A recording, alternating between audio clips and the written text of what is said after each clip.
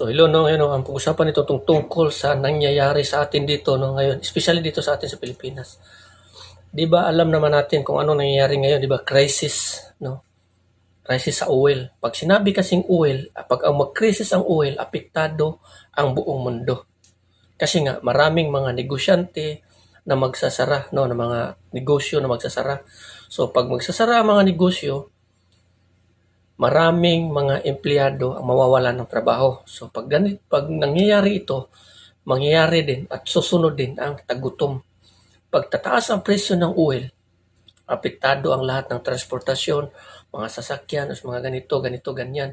So tagutom ang mangyayari sa panahon ngayon, no? So alam naman natin, no, noon nangyayari din 'yan sa panahon sa pandemic, di ba? So ngayon, lagi natin tatandaan, we are in the last days. No? Nandito na tayo sa huling araw. So ngayon, dapat tayo maghanda na naman sa uli sa kasi sigurado hindi lang ito ang krisis na harapin ng isang tao. Isa na itong warning. Una, pandemic at saka ito, warning. No, every 5 years, every 6 years, no, nangyayari ang mga ganitong sistema, sitwasyon. So, kailangan tayo maganda uli. No? So, ano alternatibong gawin natin sa susunod na kung may crisis pa uli na darating? So, naalala nyo ang panahon doon sa panahon ni Jacob, doon sa panahon ni Jose, doon sa Ehipto. 'Di ba? May nangyayari doon sa Egypt no na 7 years na masagana yung anihin. Tapos 7 years din no taghirap, tagutom. So, ano ginagawa nila, 'di ba? May alternatibong action ang kanilang bansa, ang Egypt, upang sa 7 years na masagana, maka-imbak sila na maraming mga pagkain, paghahanda sa 7 taon din na tagutom.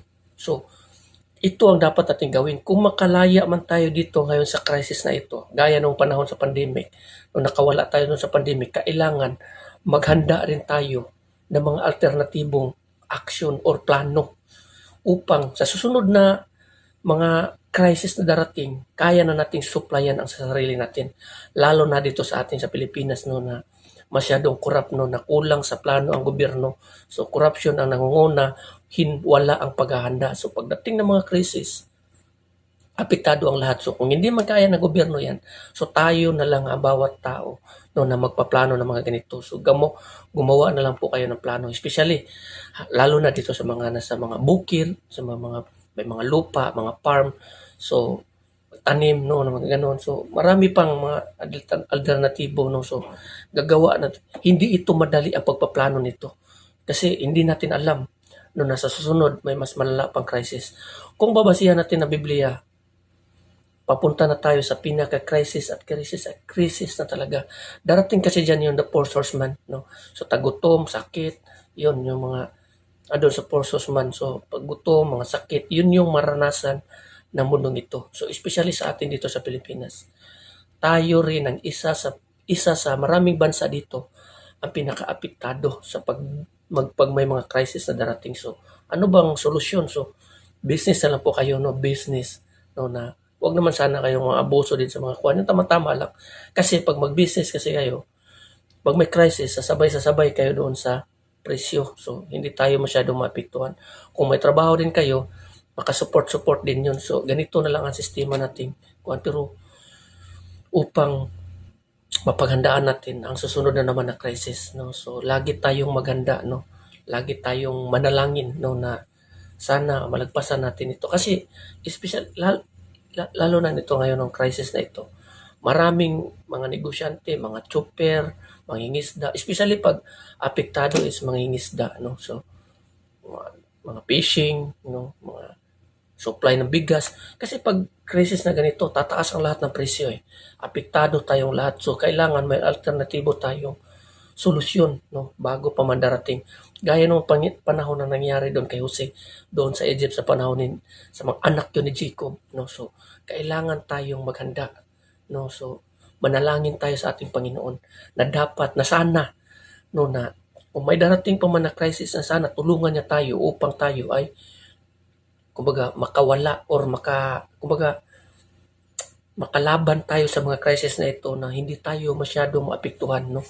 Pagsikapan natin na hindi tayo maapektuhan kasi pag apektado kasi sa tagutom ang Pilipinas, hirap ang Pilipinas.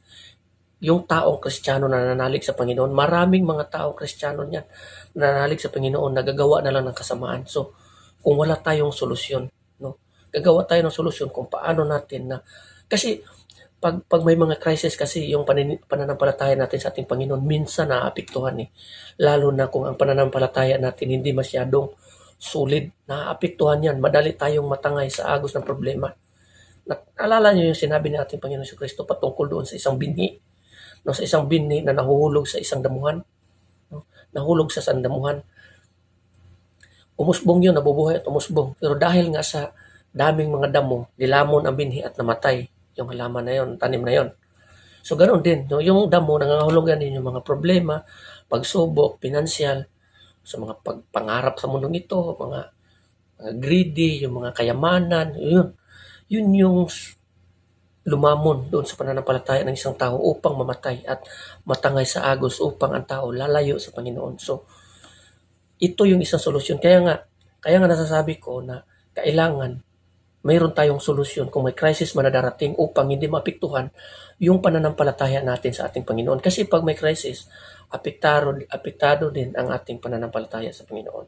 No, so, kailangan manalig tayo sa Panginoon na sana may alternatibo tayong solusyon na paglabanan ang crisis na darating pa no, na hindi tayo maapektuhan upang yung pananampalataya natin sa ating Panginoon ay mananatili pa rin matatag. No? So, hanggang dito na lang, no? And God bless everyone. So, huwag sana tayong lumimot sa ating Panginoon. No?